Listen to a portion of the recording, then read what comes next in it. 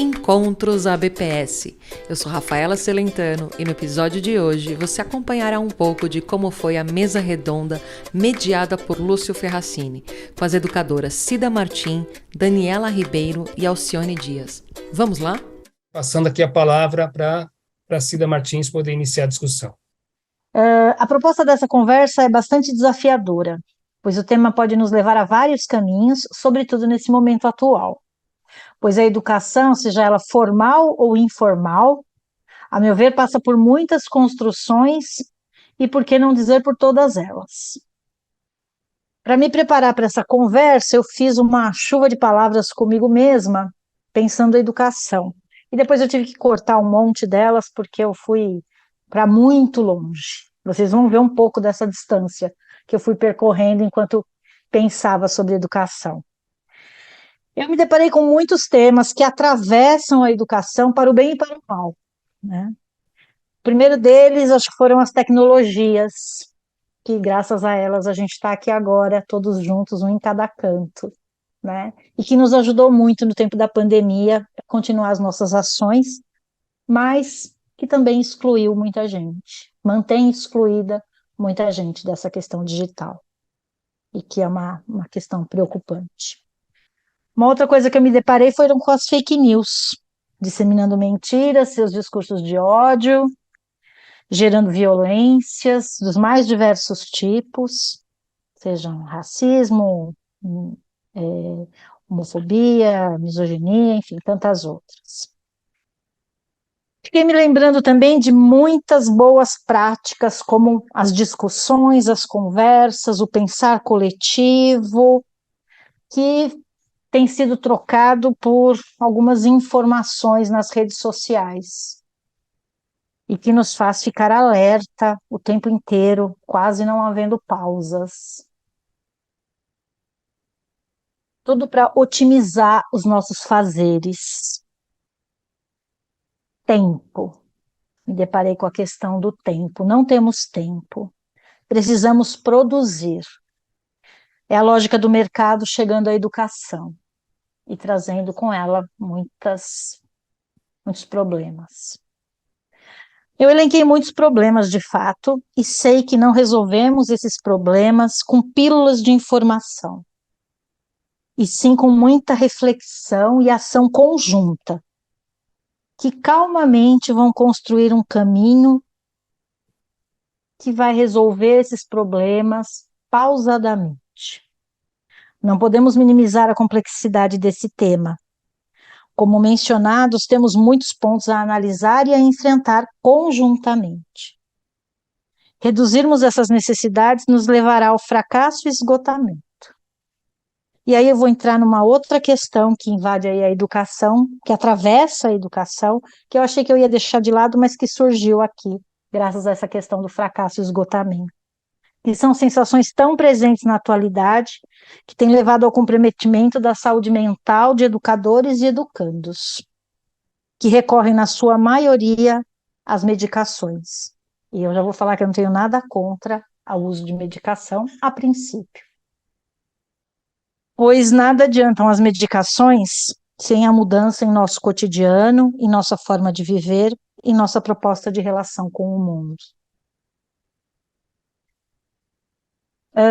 Pensar na importância dos bate-papos, das conversas, como eu disse há pouco, foi o que me fez aceitar estar aqui agora.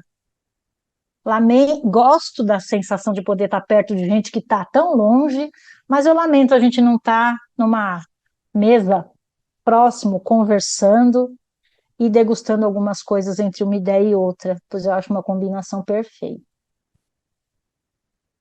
Alguns podem achar que eu sou pessimista, afinal eu só elenquei problemas, mas só às vezes. Na maioria das vezes eu tendo a ser esperançosa. Uso tudo isso que eu trouxe para me sentir inquieta e provocada.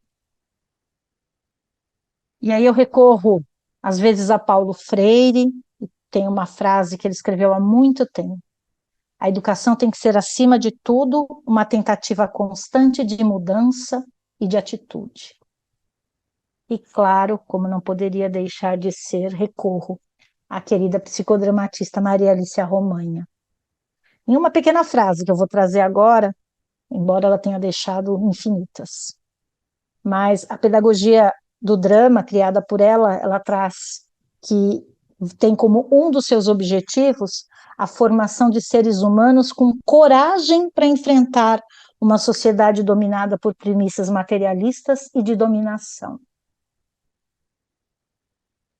A educação, passando já quase para os finaizinhos aqui, para mim ela tem a ver com formação e com ação. A formação da leitura, das trocas de conversa, dos bate-papos, da trilha de conhecimentos que a gente constrói ao longo da nossa trajetória de vida e que, por vezes, ajuda a explicar quem somos. E um outro pilar forte que o psicodrama traz, que é a ação. Seja ação em sala de aula, em grupos de estudo. E eu vou contar um pouquinho para vocês uma experiência que eu tenho desenvolvido num projeto de extensão que me é muito caro, que é o Fique Vivo. Esse projeto ele nasceu em 2017, então eu faço parte dele desde 2017. Ele nasce numa atuação no território da Luz, aqui em São Paulo. Para quem não conhece, é uma zona central, aonde também ficava a Cracolândia. Mas o nosso início de trabalho nesse território vem por conta da retirada das pessoas de suas casas, dos seus comércios, elas são praticamente arrancadas da região, para que se melhore o centro de São Paulo. Então, a melhora começa tirando as pessoas que habitam a região há muito tempo. E a gente começou, então, a fazer vários trabalhos com essas pessoas, fizemos sociodramas, fizemos rodas de conversa, mas aos poucos essas pessoas foram saindo mesmo ali da região e indo para outros lugares. Mas esse grupo do Fique Vivo ficou ali na região e a gente fez uma adaptação do projeto e desenvolvemos o plantão psicológico aos moradores da Luz. Então a gente atendia as pessoas que transitavam por lá e que moravam nas casas, nas ruas, e aos poucos também o pessoal da Cracolândia. E por conta disso, a gente, além do plantão psicológico, foi desenvolvendo um trabalho também na redução de danos.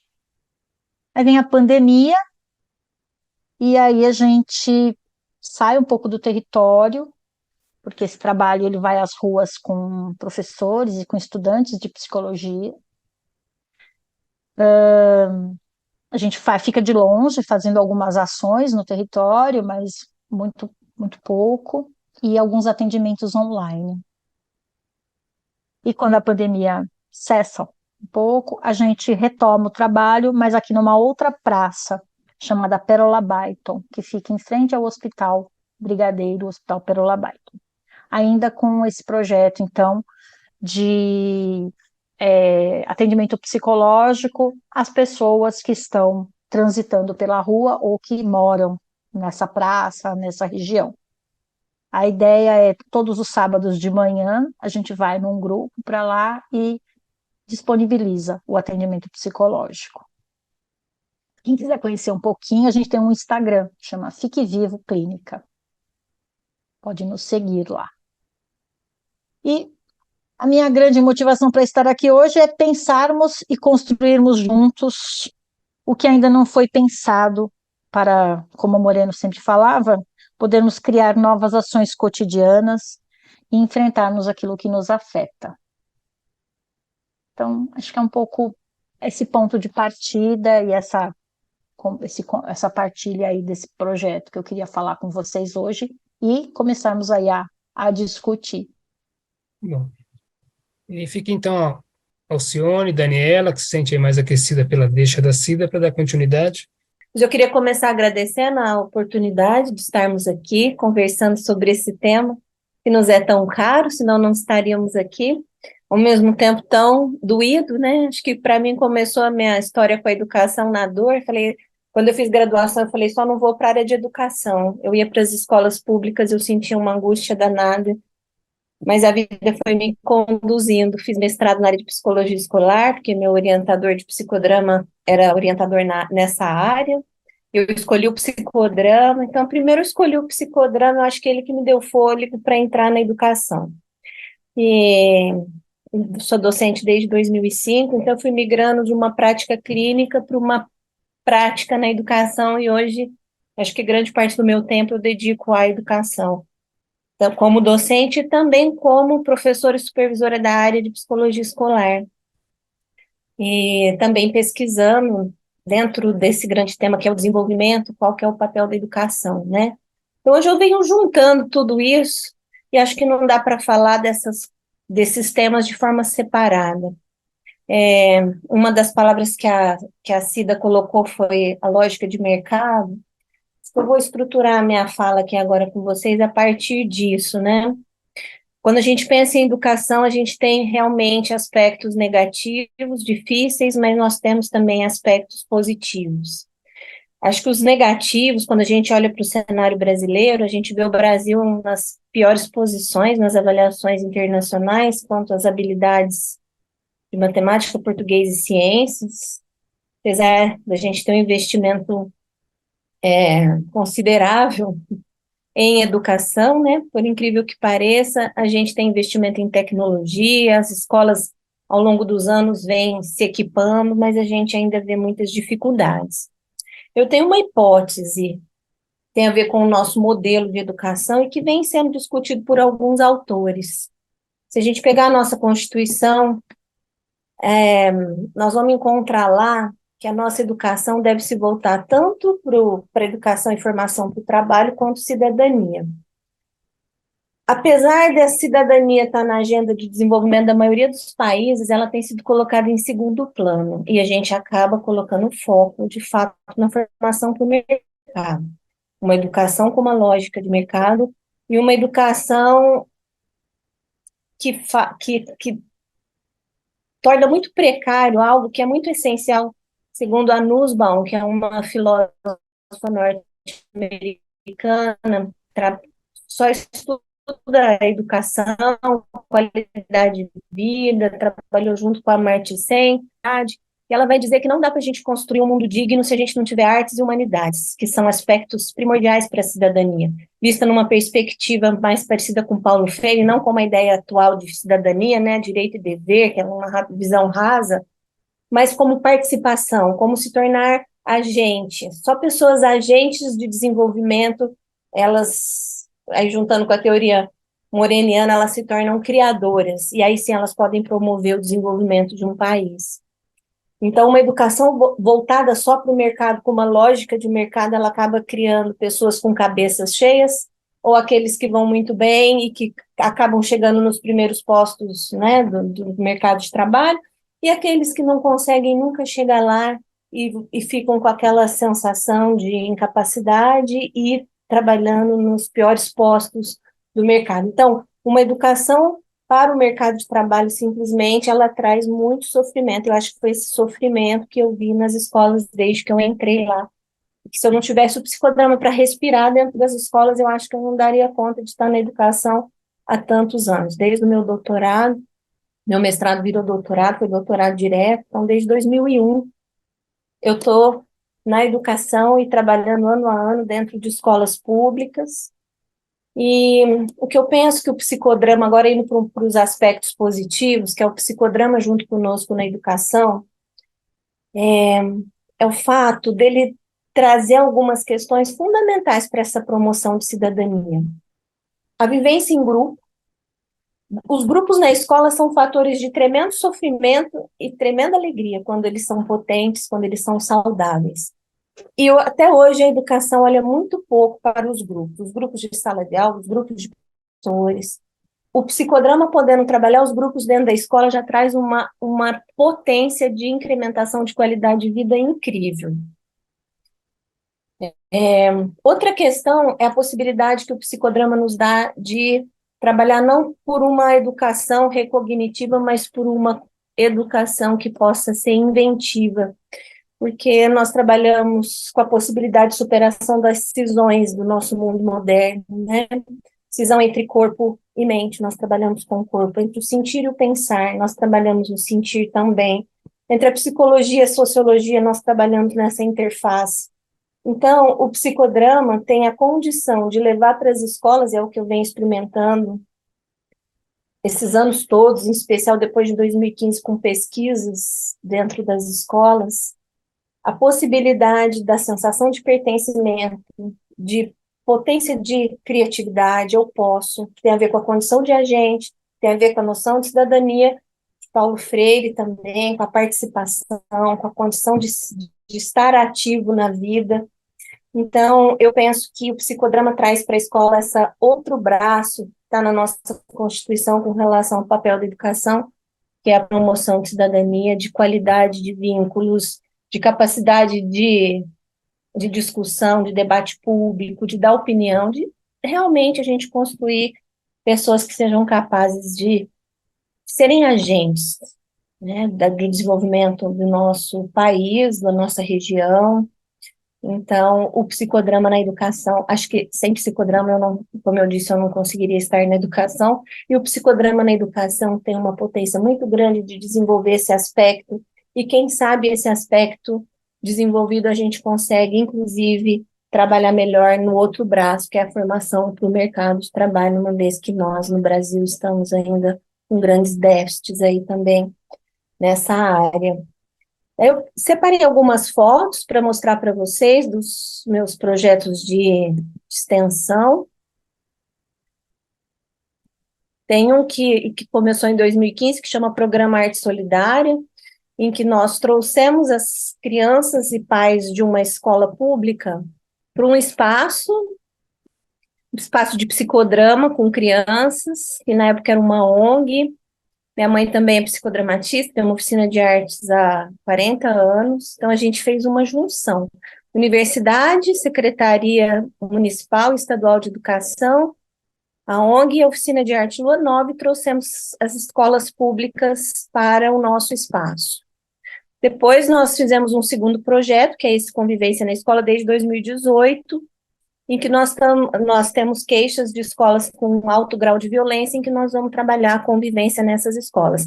Nessas fotos que eu vou mostrar, tem um pouquinho de cada um. Esse é o Arte Solidário, em que as crianças de uma escola pública municipal foram para esse espaço. Hoje é a Casa do Encontro, nessa chácara, mas até então não era. Então, um espaço nós atendíamos simultaneamente 50 crianças e seus pais, por 20 estagiários de psicologia escolar com psicodrama.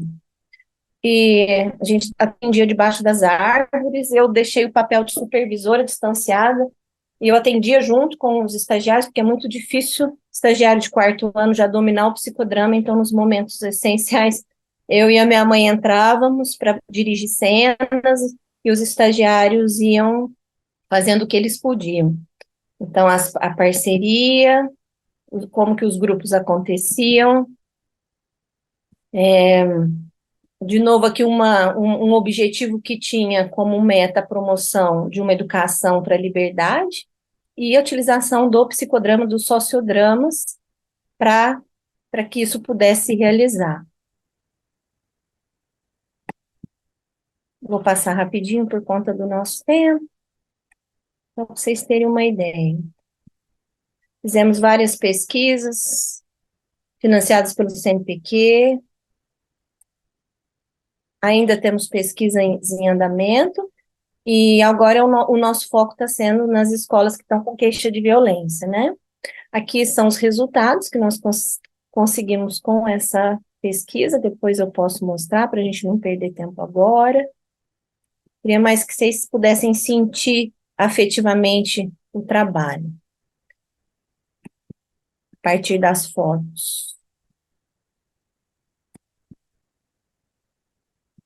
Proximidade com a natureza, plantio, transição de uma perspectiva do antropoceno para uma visão biocêntrica, encontro sociodrama com pais, festa junina, estagiários, pais, crianças, comunidade. E aqui a gente começa um projeto sobre violência, né? Escola depredada, vocês podem ver, não tem uma carteira que tá, que não está totalmente estragada, os vidros quebrados, era uma escola com um problema de tráfico de droga, né? Grave. E nessa escola nós trabalhamos com funcionários, professores, alunos, gestores e famílias por muitos anos, até o ano passado. Esse ano que nós abrimos para outra escola.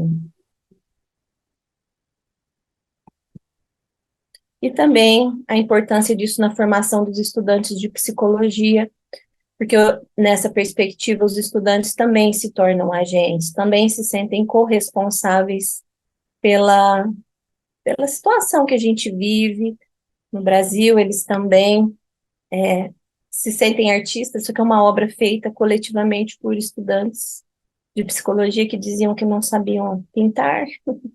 Então, essa arte que vem de dentro, essa arte que parte de um aquecimento moreniano, de sair do mental, de trazer para o corpo e de criar com liberdade, as pessoas percebem que são capazes de criar. Isso dá uma sensação de pertencimento singular no mundo muito grande, né? Tem depoimento dos formados. E é isso. Eu queria compartilhar com vocês, dizer que estamos na luta, são muitas dificuldades. Por exemplo, a gente está numa escola e de repente mudam todos os funcionários, diretores, professores, e aquele projeto acaba do nada porque todo mundo saiu da escola. Então, assim, muitos desafios. Muitas vezes eu falei, acho que eu não aguento mais. Mas eu aguento.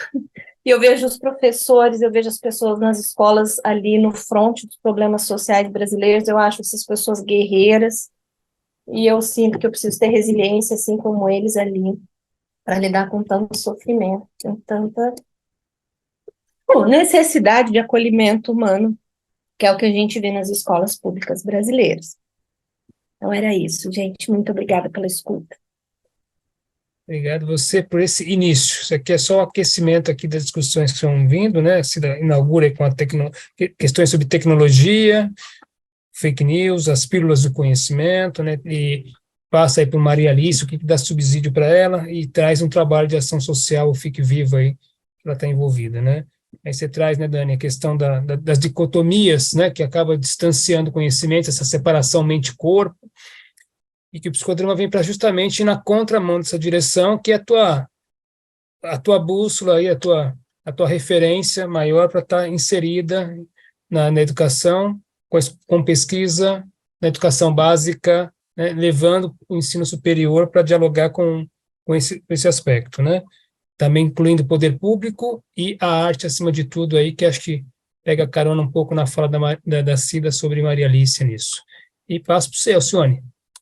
Então, eu acho que eu vou falar um pouquinho de dentro para fora, porque a Cida e a Daniela trouxeram já essa coisa do trabalho, do psicodrama inserido, e principalmente a Cida trouxe algumas angústias que são muito parecidas com o que a gente tem aqui, apesar de sermos uma cidade de 1 milhão de habitantes, né? Mas só muda de endereço esses problemas que a gente tem, porque nós estamos numa sociedade do capital, né? Nós estamos sendo aligerada, né? Que pega os instrumentos que podem ser bons, como o da tecnologia, e usam sempre a serviço dessa alienação, dessa massificação. Então, eu acho que a gente só muda de endereço nesse sentido. Os problemas são os mesmos, as violências reais e simbólicas, né, que a gente tem que enfrentar nas escolas. Então, eu vou comentar um pouquinho para vocês sobre como nós tivemos que fazer a respiração boca a boca aqui para a recuperação da escola de psicodrama daqui, o que a gente está conseguindo fazer a partir disso, pelo menos nesses 10, 12 anos que eu já estou aqui, parece que foi ontem que eu saí aí de São Paulo, né? Quando cheguei aqui, a escola estava precisando da respiração boca a boca, né? A escola de Gaia, né? do Rômulo, e tínhamos uns 20 titulados. Eu trouxe uma coisa muito, muito forte aí da BPS, que era a discussão que a gente fazia sobre por que as pessoas vão estudando psicodrama, se formando e depois não se titulam oficialmente, não entregam o trabalho escrito. A escrita é importantíssima para que a gente, né, a linguagem escrita é a que faz a gente ver o espelho, né, o espelho da escola, o espelho da gente mesmo. Vim com essa meta para cá, de recuperação dessa escola, junto com o Rômulo, a Corinta Maciel de Brasília, o Rômulo, que estava aqui tentando fazer sobreviver a escola dele, que estava na 5ª turma, tinha 20 pessoas formadas, tituladas, hoje a gente tem 80, e foi 80 e mais nível 2, né, e estamos no nível 3 com 12 pessoas, e até então, nessa trajetória, estava a Corinta Maciel, eu e a Luísa, que vocês conhecem também, a Luísa Barros, como supervisoras e como didatas, então a gente até importava muitos didatas aí, né, o Lúcio mesmo vem desde o começo. E o que foi importante, que eu quero ressaltar para vocês, é que nessa trajetória nós viemos, principalmente, muito especialmente depois do golpe da Dilma, a gente veio trabalhando uma série de coisas para poder fazer essa escola, de fato, manter o psicodrama numa corrente de respiração, como a Daniela trouxe ali, uma corrente, vou chamar de contra-hegemônica, né, mas uma corrente que possa dar outros níveis de resposta aos problemas sociais e educacionais que a gente via por aqui. Quando eu cheguei, a gente já trabalhava na área de assistência social, porque a Luísa já tinha uma inserção aqui nas várias prefeituras do estado. A gente chegou a trabalhar com o psicodrama para a constituição. A lei de assistência social do município aqui de Campo Grande foi feita através de trabalhos psicodramáticos com a população. E nessa época, a gente redigiu a lei de assistência social a partir da leitura da população com o uso do psicodrama. Vinha bem, vinha no crescendo, mas é claro que a gente, para mudar a espiral de evolução, a gente dá umas atrasadas de vez em quando, né? A gente passa pelos mesmos lugares e a gente assistiu aí um retrocesso muito grande do ponto de vista político, né? Um negacionismo, toda essa coisa que a gente viveu aí. Eu, pessoalmente, voltei para o banco de escola, fui para a universidade estudar Vygotsky, teoria histórico-cultural, psicologia histórico-cultural, que era a vertente da pedagogia psicodramática que eu menos conhecia, mas a ideia de procurar a educação é uma ideia de procurar um jeito de respirar, como foi dito aqui, né? Um jeito de... A arte, a educação, é onde a gente pode buscar algumas respostas diferentes, né? E aqui na escola não foi diferente. Nós fizemos um processo a partir de um trabalho com crianças, que era no contraturno das escolas, chamado Colorindo a Vida das Meninas, que foi feita por uma supervisionanda minha, a Cris Riss, que fez um trabalho com meninas para ver se as meninas não repetiam tanto a história que a gente vê ainda nas escolas, né, da gravidez precoce, e aí abandona o estudo, e aí é o caminho das meninas, e o caminho dos meninos aqui é o tráfico, nós estamos na fronteira, né? Então, aqueles que são subjugados ou mais vulneráveis, e principalmente são mais líderes, né, são mais inteligentes, eles são cooptados, né, pela turma do tráfico, ou fica subjugado a sistemas de trabalho quase escravos, né? Então, esse trabalho de uma aluna deu origem à nossa ONG, se chama Associação Entre Nós. No início, isso foi em 2000, o trabalho dela foi em 2015, e ficamos de 2015 a 2017 estudando para a montagem do nosso estatuto da ONG. É uma ONG, é uma ONG de pesquisa, é uma ONG socionômica, está tudo descrito lá nos termos da socionomia, cujo objetivo é a manutenção dessa escola, da pesquisa, da ciência e da publicação. A ONG, ela serviria, como vocês têm em algumas escolas, na BPS, tem como instituto de estágio, né? Porque por ali a gente fazia todos os nossos estágios, as nossas articulações com outras ONGs sociais, trabalhos sociais e etc. Mas chegou um momento em que a nossa discussão passou a ser entre o capital privado e a ação pública. E aí, estava já um pouco antes da pandemia isso, e a gente já vinha discutindo isso. O Rômulo sempre foi uma pessoa muito generosa em oferecer o Gaia como guarda-chuva, era uma empresa privada dele, de todos os nossos trabalhos aqui de psicodrama, mas ele também era fundador da ONG, e ele, durante a pandemia, ele falou, acho que está na hora da gente fazer essa troca. Então, nós saímos de empresa, nós optamos por essa contramão, sair de empresa privada para uma associação sem fins lucrativos, que hoje abriga, né, desde do final da pandemia, abriga, fizemos uma transição na FEBRAP, então, ela é mais nova, mas não é tão nova assim, ela abriga a escola de psicodrama daqui, né, uma associação.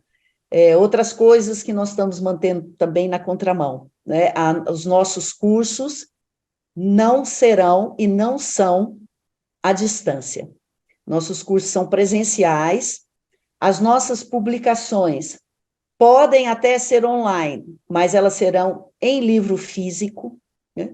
Então, a gente começou a fazer umas atitudes aqui, né, de não porque não utilizamos o recurso da internet ou o recurso online, mas porque nós priorizamos o contato direto, especialmente porque as escolas que mais a gente atua, mais a gente trabalha, são as de assentamento, são as periféricas, são as que estão mais distantes do centro, são aquelas em que a Secretaria da Educação, muitas vezes, fica sabendo por terceiros que nós estamos fazendo o trabalho lá, e nem brigam com seus diretores, com seus professores, porque muitas vezes não consegue nem gente para ir fazer trabalhos lá de apoio à escola. Durante a pandemia, até atuações mais filantrópicas nós fizemos, aquelas verbas que a gente tinha aqui, a gente comprou alimento, a gente comprou máscara, a gente comprou coisas muito básicas, né? Lutando internamente com essa coisa do assistencialismo, mas nós discutimos aqui e fomos e demos um jeito de entregar, a gente emprestou impressora, a gente fez impressão para as professoras e para os professores que faziam trabalho com a gente, né, de psicodrama, para entrega para os alunos, porque os pais passavam lá para pegar e não tinha toner, não tinha impressora. E a Secretaria de Educação aqui é uma secretaria boa, é uma secretaria atuante, mas a demanda, o volume da demanda, a confusão foi tamanha que a carência ficou muito grande do ponto de vista físico. Mas a gente bateu aqui, atuou, e começamos a fazer atendimentos online nessa época, com um projeto chamado Ouvindo a Escola. E aí, nas escolas que a gente tinha entrada, a gente começou a ouvir todas as demandas, e para todas as demandas, mesmo as mais físicas e concretas, a gente começou a mobilizar, e quem é que pode dar, quem pode doar, quem pode levar máscara, quem é que está se mobilizando, quem é que está transitando, eu não estava transitando, por exemplo, mas tinha gente que estava transitando, então leva lá, coisas desse tipo, bem práticas, né?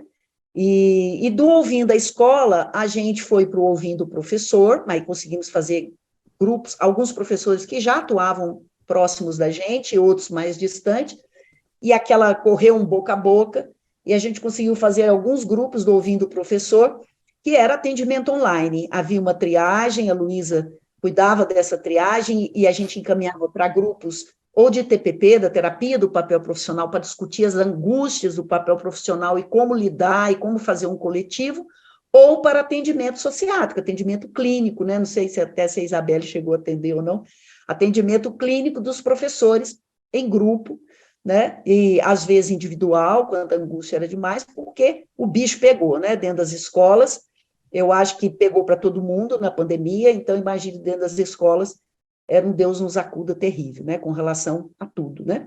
Então, era tudo, era caso de suicídio, era problemas pessoais, era problemas de demanda de como lidar com a educação, com o aluno, etc. Na volta da pandemia, aí isso também nos abriu como escola para outras escolas, porque correu entre os professores e vinham grupos tentar atendimento clínico de curto prazo para poder dar conta, né, o professor dar conta aí do cabeção para poder seguir em frente, né? E no retorno, nós fizemos os trabalhos junto com as classes, né? Muito, o grau de ansiedade elevadíssimo, né? Os distúrbios aparecendo, os problemas de violência doméstica, os problemas de abuso, todos vindo para dentro da escola de novo com mais intensidade, né? Então, nós fizemos 2 trabalhos específicos de ouvir as crianças, as várias classes, as várias idades, 7º, 8º, 9º ano, né? Trabalhos com eles, porque antes disso a gente já fazia alguns trabalho de teatro espontâneo, trabalho que depois gerou um projeto que agora está voltando a funcionar como projeto, porque aí a gente ficou atendendo demandas emergenciais, né? E fizemos um diagnóstico na volta, né? Como é que estava o bairro, como é que estava a família, como é que estava a escola e como é que eles estavam, né?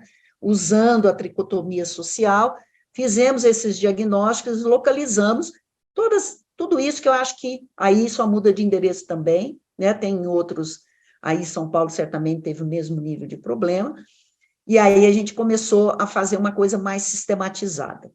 Um dos programas que nós sistematizamos um pouco antes da pandemia, que agora está retornando, semana que vem ele está de novo, já estamos numa escola de assentamento, né, de movimento sem terra, é um projeto que se chama Se Liga.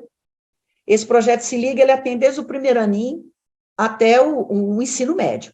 Mas ele tem o Se Liga tem a ver com a conexão com as relações sociais, com o grupo, né? E isso que já foi falado aqui, o quanto o grupo é curativo e aliviante, o quanto o grupo é estressante e provocativo, né, como ambiente social, quando ele não está, de uma certa maneira, cuidado, né? E o que a gente viu ao longo desses anos é que essas emergências que a educação passava para a gente, e que começou como apaga-fogo, mas depois virou um projeto mais preventivo, mais sistematizado, são as dificuldades das inserções sociais e dos relacionamentos sociais, alimentados por todo esse conjunto, que até a Cida já falou, a Daniela já falou um pouco, que é esse conjunto social, misturado com as demandas da educação, né, as pressões da educação, né, os professores de escola pública trabalham 3, 4, 5 escolas, acho que não tem condição nem de gravar o nome dos alunos para sobreviver, e aí dentro desse conjunto, a gente trabalha desde os pequenininhos, para dar um exemplo, com atividades de psicodrama que são o brincar, né? Como é que se brinca, quais são as regras da brincadeira, a brincadeira que o outro não gosta, né? Até as gangues que começam no 9º ano, né?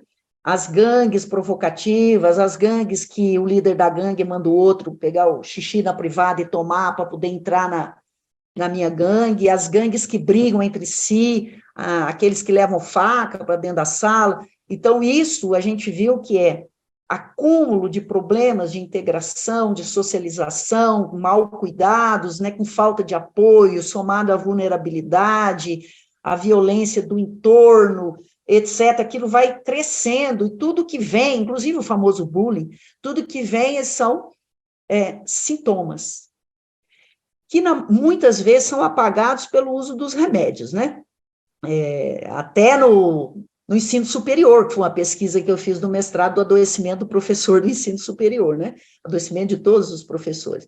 Mas essa naturalização da doença, dessa sociedade que oprime, ela vai fazendo a gente buscar recursos paliativos e aliviantes, e o remédio é um deles, porque tem um remédio também, como a Cida, não sou contra o remédio que trata, né?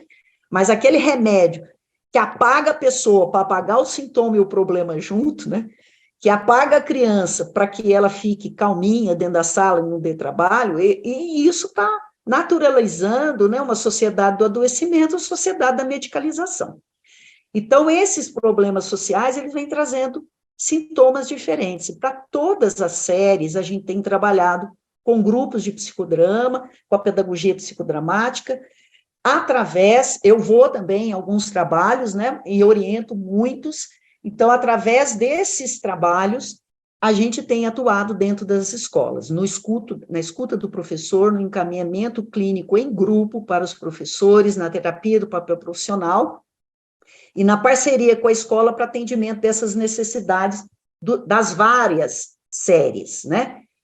Inicialmente, digamos assim, uns 8 anos atrás, 10 anos atrás, vinha bem bombeiro, né? Sempre no segundo semestre, alguém suicidou, alguém esfaqueou outro, era a demanda bombeiro, aí a gente tem que fazer alguma atuação. Com o passar dos anos, a gente foi fazendo vínculo com as escolas, né? Então, agora já tem uma procura antecipada.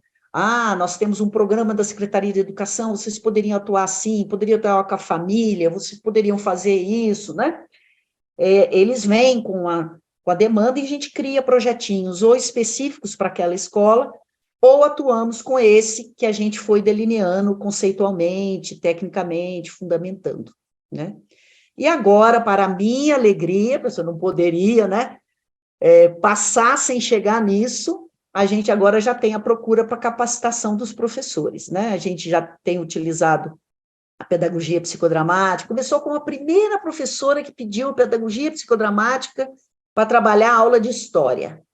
Então, aí a gente utilizou e tal. Eu passei 2 anos, e no último ano eu fiz muito isso, um curso online para as professoras para passarem em concurso. Então, eu fiz um curso para elas passarem no concurso, porque todo ano esse diabo desse concurso deixando elas enlouquecidas pela sobrevivência, né? Porque elas tinham que garantir o emprego.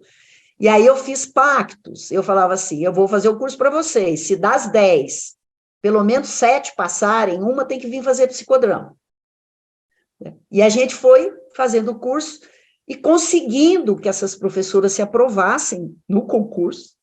E a gente tem hoje 3 professoras do ensino fundamental fazendo curso de formação em psicodrama, muito mobilizado por isso, né? E agora a gente vai começar a capacitação para educadores em uma creche, em uma escola, né? Aqueles cursos de 40 horas que eles precisam, para o currículo e tal, para ensinar a pedagogia psicodramática e como eles podem aplicar na atividade com as crianças e na montagem das aulas. E esse é meu sonho de consumo, quem está aqui me conhece sabe disso, né?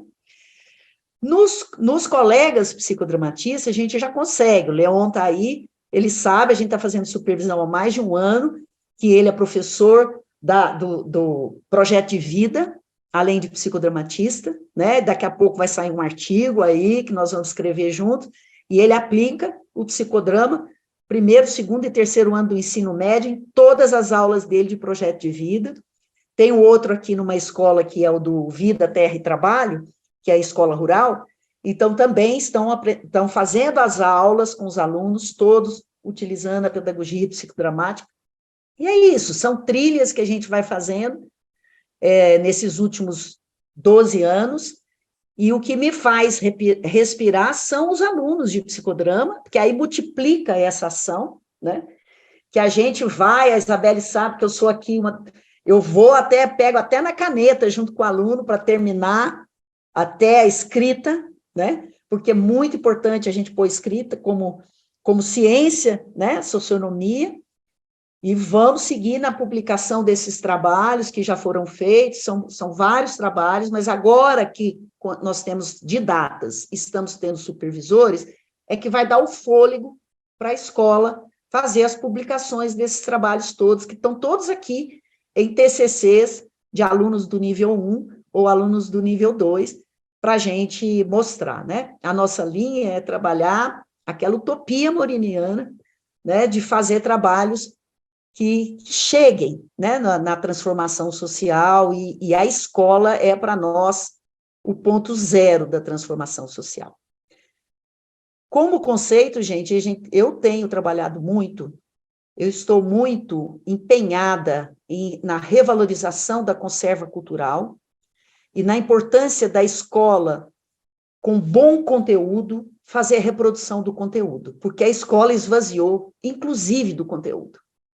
E isso colabora para a cabeça vazia, para a crítica do nada, né? E então a escola a gente falava, a escola tem uma questão reprodutiva, a gente precisa criar mais, a gente precisa fazer não sei o quê. Eu estou na contramão aqui com os nossos alunos de psicodrama, dizendo, vamos trabalhar a força do conteúdo, os professores estão precisando levar conteúdo, nós estamos estudar mais, né? Porque cabeça vazia começa a acreditar em terra plana, né?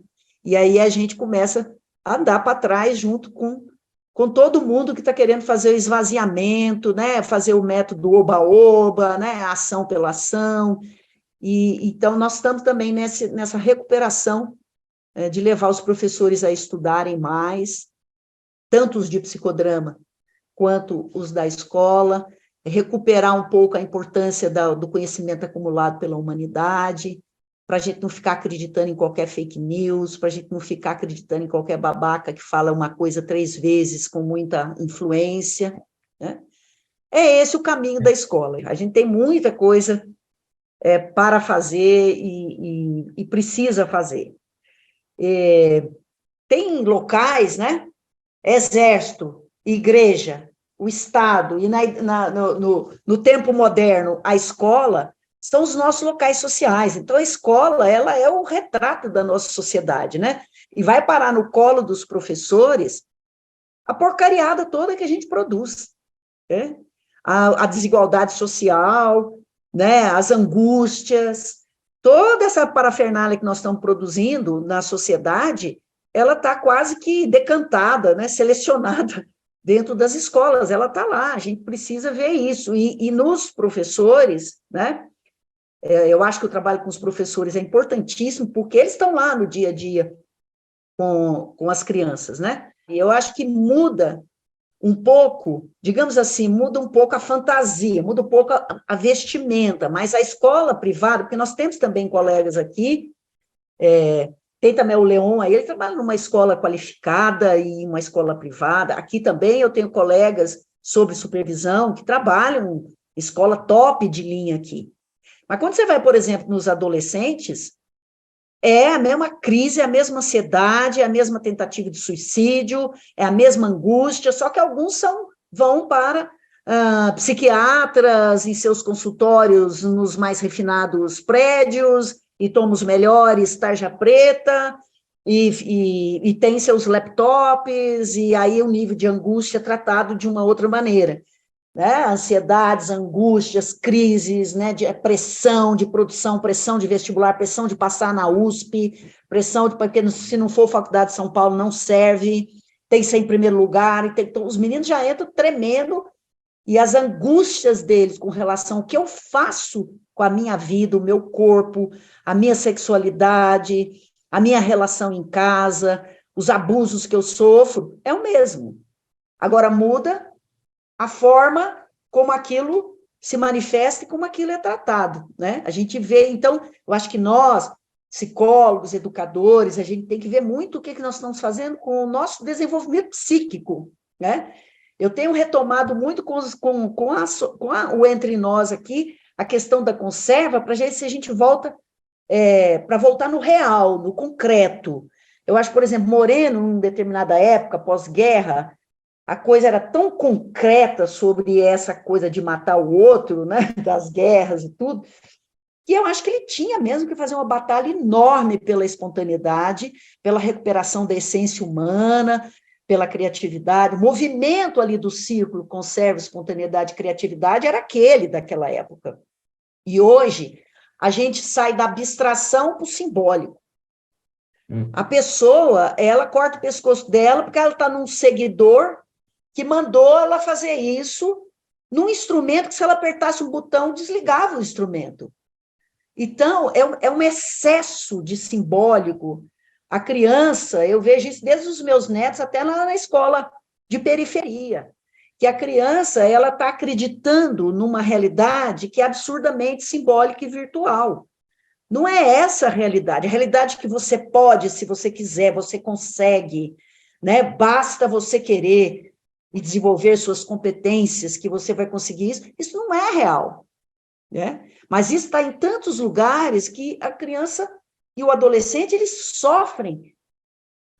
É um super abismal o sofrimento do adolescente, porque ele não consegue lidar com coisas concretas da vida dele, porque a vida dele se cindiu entre uma enorme fantasia, né? Quando ele consegue sonhar, ele sonha ser Neymar, não sei o quê, né? E um abismo virtual de que tudo é possível, de que basta teclar qualquer coisa. Então, esse nosso desenvolvimento psíquico é um processo, né? Não é que negacionismo nem querer voltar ao passado, não, nada disso, é um processo. A gente está precisando tecnicamente, cientificamente, nós aqui, psicólogos, psicodramatistas, educadores, a lidar com essa nova constituição psíquica, porque ela está fazendo uma sequência de movimentos dialéticos e transtornos que a gente ainda não tem a gente tem até o instrumental, mas aí a gente precisa ter uma estrutura para lidar com isso de uma maneira mais coletiva, né? Porque não tem mais grupo, não existe mais grupo, né? É tudo cada um por si, Deus por ninguém, tudo em isolamento social. Então, assim, na sociometria, não estou mais preocupada com atração e rejeição, estou preocupada com a indiferença. A indiferença está levando as pessoas à loucura, ao assassinato e a automutilação e o suicídio. Porque é um isolamento de toda a natureza, é um isolamento, sabe, você não tem para onde correr. É você com você mesmo e nada. Né? Então, eu acho que essas são questões que me perturbam, e aí, Zé, eu acho que, meu filho, é tudo quanto é lugar, a gente tem, o que não falta é trabalho. Não falta trabalho, eu acho que... Né?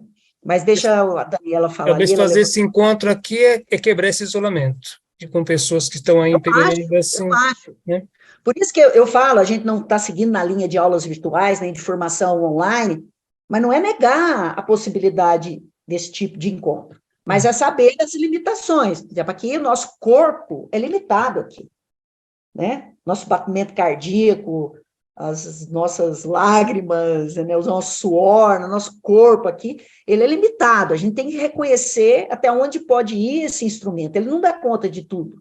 Eu só queria complementar que eu tenho visto a potência do psicodrama, né, do sociodrama na escola, para a prevenção dessas questões todas, justamente pela sensação de pertencimento. A gente trabalha com pesquisa e intervenção, então a gente intervém e vai pesquisando para entender o impacto dessa intervenção. E no último ano nós pegamos muito casos com automutilação, nós trabalhamos nos anos finais do fundamental, tentativa de suicídio. E aí, depois que começaram os grupos, a gente ouviu muito mais daquilo que estava escondido, né? Muito abuso, abuso dentro da família, em situações de muita dor e muito isolamento. E um dos resultados que nós estamos observando agora é que eles dizem assim, não que os problemas dentro de casa mudaram, ou que a escola mudou radicalmente do ponto de vista da tua violência institucional, mas eles falam, agora eu tenho alguém.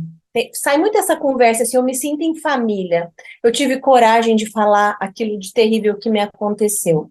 E ainda é muito pouco falado dentro das escolas, muitas vezes esses casos mais graves, a gente pensa em medicamento ou terapia individual, mas eu estou muito surpresa com a potência dos grupos por atingirem um nível que a terapia individual não atingiria, que era justamente essa rede que vai sendo criada de apoio. Né? Então, acho que mais que nunca nós temos uma ferramenta muito importante para os tempos atuais, para que a escola sofra, as pessoas dentro da escola sofram menos, né?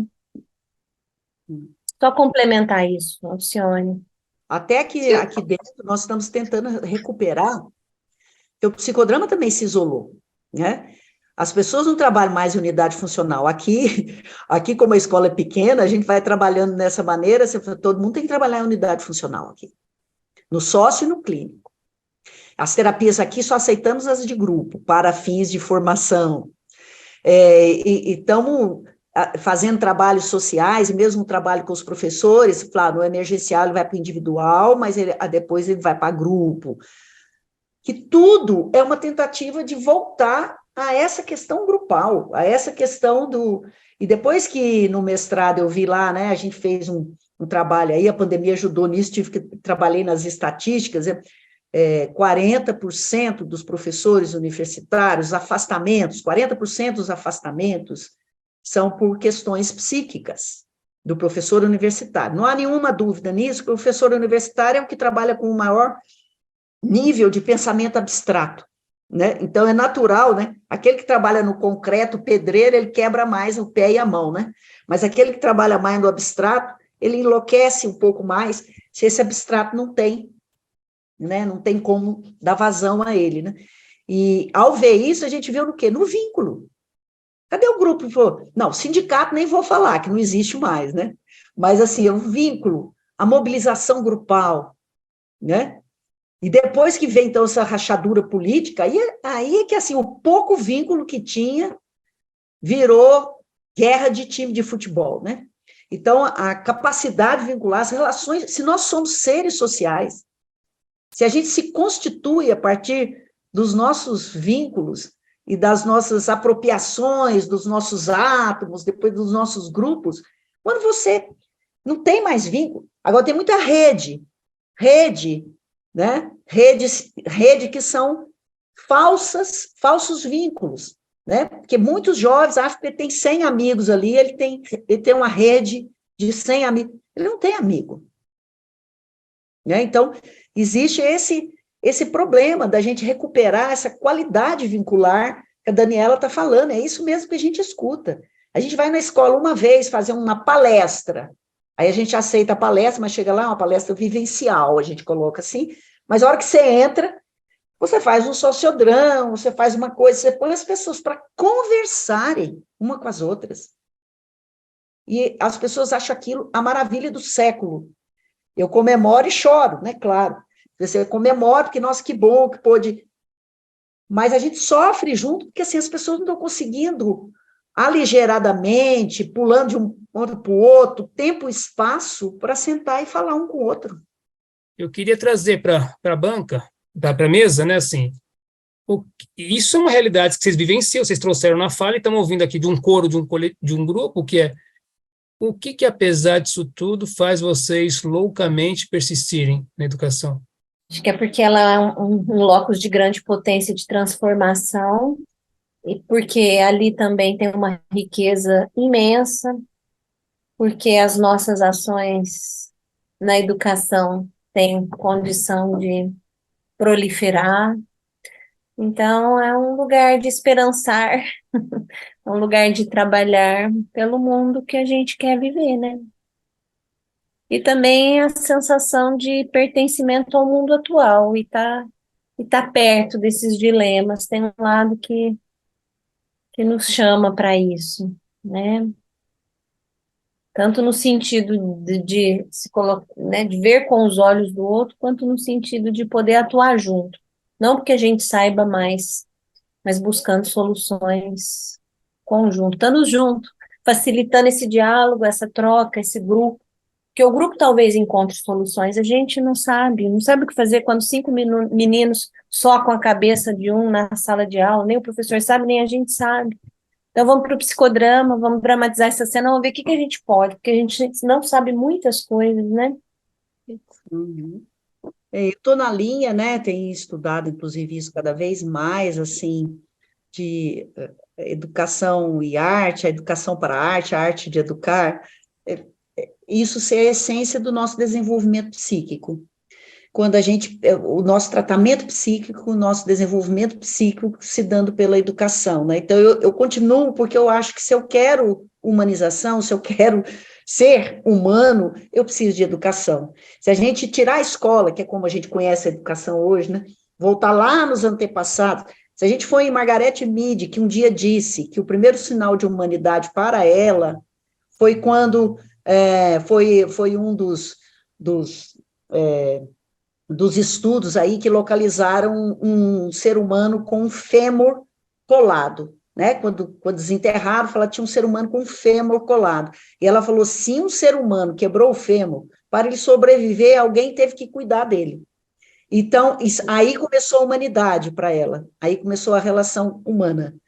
E no desenvolvimento psíquico, quando a gente conversa com o outro, ensinando ele alguma coisa, que é educação, né? Se a gente não tivesse escola, é assim, desde que foram os mestres e etc e tal, é aí que a gente transmite a nossa humanidade, né? É aí que a gente transmite o que nós somos, né? Porque nós nascemos bicho e nos transformamos em humanos, né? Então, por onde se dá a humanização? Então, quando aparece essa porcariada toda que nós estamos vendo da escola, do ponto de vista da violência, da agressão, da não sei o quê, é porque a escola é o termômetro do que nós estamos fazendo com as nossas relações humanas, né? Enfim, os pais antes delegavam a educação à escola, hoje os pais delegaram o tracinho, não tem o eu, o tu e o tracinho no meio? O vínculo, eles delegaram o vínculo, né? O pai vai para os pais, mães que vão para uma reunião de pais, eles querem escutar do professor como é que ele se vincula, como está o vínculo do filho com o mundo, com ele, com tudo. E se o professor não dá conta disso, não é um bom professor, a escola não é uma boa escola, porque ela não está. É quase que a gente tivesse que ensinar os pais como que eles se vinculam com seus filhos. É uma coisa meio louca. Então, eu acho que eu continuo na educação, porque para mim é o símbolo, é o campo de trabalho, é onde eu me localizo melhor, vou morrer assim, trabalhando ali, porque eu acho que ali é um campo de humanização, né? E precisa, então, ser melhorado, né? Qualquer espaço educacional, não estou falando só da escola, né? Qualquer relação onde a Maria Alicia falava muito da construção coletiva de valores, né? Que ela está dizendo, e nós já estamos na construção coletiva dos vínculos, né? Que está sendo... É isso para mim, a utopia, o idealismo ético. Pegando um pouco esse gancho da Alcione, né? Só uma coisa a mais, está na educação, né? A condição, né? Para as pessoas se relacionarem, para as pessoas se desenvolverem, para as pessoas conviverem, e construir essa educação só é possível se essa construção for coletiva. Então, eu acho que é um papel de todo mundo, e vai dar certo se todo mundo se empenhar nisso. Uhum. Bom, você Porque tá é fácil, é difícil, desculpa, Lu, é difícil construir, mas destruir basta uma pedra, que destrói muita coisa. Então, agradeço todas e todos por hoje aí, e que vocês inauguram um momento nosso dessas 3 escolas presentes aqui, pós-pandemia, que a gente vai encontrando jeito de viver e sobreviver, como o Moreno falava, que é mais do que só o corpo, só o bio. É um existir de forma coletiva. Uma ótima noite a todas e todos, final de semana também, e nos vemos no nosso próximo encontro, tá bom? Obrigado. Boa noite. Tchau, boa noite, muito obrigada. Beijo. Boa noite. Tchau, valeu. Obrigada, gente. Muito obrigada pela audiência, siga nossas redes sociais e inscreva-se nos nossos canais no YouTube e Spotify. Até mais!